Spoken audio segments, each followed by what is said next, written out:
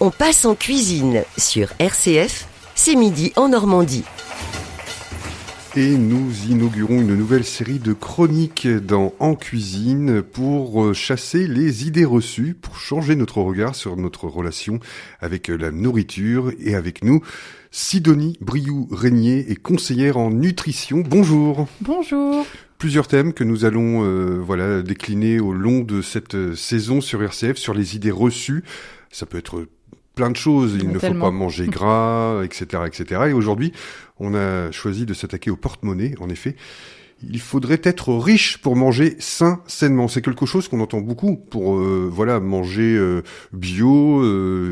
Ça a un certain coût et il faudrait donc avoir un certain salaire. Il faudrait être riche pour manger sainement. Alors, je vais faire une bonne vieille réponse de Normand. Oui et non. Alors, si on veut tout faire parfaitement et qu'on veut acheter bio et que l'acte d'achat, en fait, sur les légumes bio, par exemple, effectivement, va être plus cher qu'un acte d'achat sur les légumes en supermarché.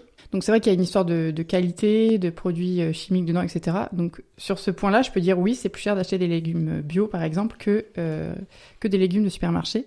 Après, on peut très bien manger sain sans aller vers le bio. Bien sûr, en faisant son jardin soi-même, mais bon, c'est pas toujours évident. C'est pas évident. En passant par des circuits courts, en passant par différents magasins, en fait.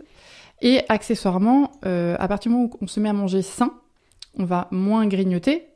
Donc là, je parle vraiment dans la généralité, c'est-à-dire que manger sain, c'est pas que manger des légumes, hein, ça aussi, c'est un autre sujet, mais c'est éviter par exemple de manger des plats préparés.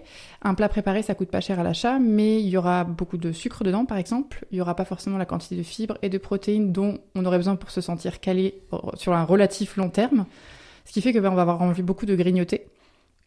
Or, le grignotage, et je vous invite tous à faire un petit calcul sur le grignotage, ça coûte cher. Parce que c'est des sucreries par-ci, des sucreries par-là. À la boulangerie, les viennoiseries. Tout voilà, ça. Les viennoiseries. Ça peut être dans les supermarchés, tout le rayon de sucreries qui est assez impressionnant quand même.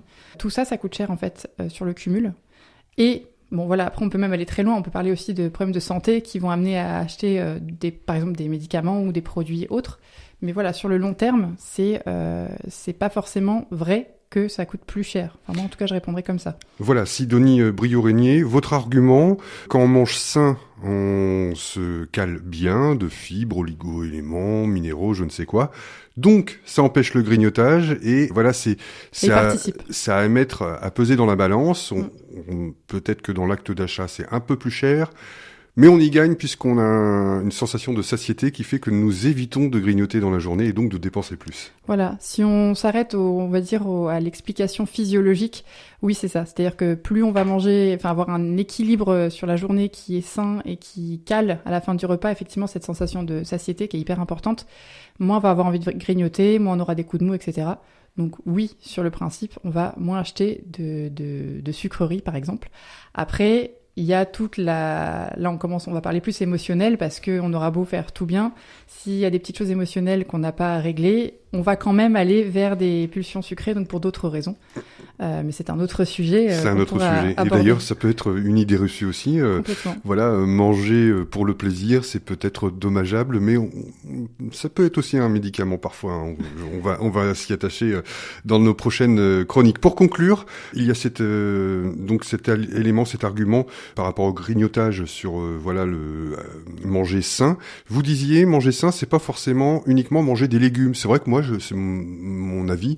Je me dis manger sain, c'est salade, crudité, légumes, mais ça peut être autre chose aussi. C'est-à-dire que la part végétale est très importante, ça c'est clair, et c'est très souvent qu'on n'en mange pas assez pour plein de raisons. Mais il n'y a pas que ça, justement parce que on est végétarien ou non. Mais selon si justement ce qu'on choisit comme type de nourriture, il faut justement ajouter une part conséquente de protéines et de fibres dont je parlais tout à l'heure. Et c'est vrai que, je parle surtout pour les non-végétariens, si on mange que des légumes, on risque d'avoir faim très vite, on va pas être calé, on va pas se sentir bien, voilà.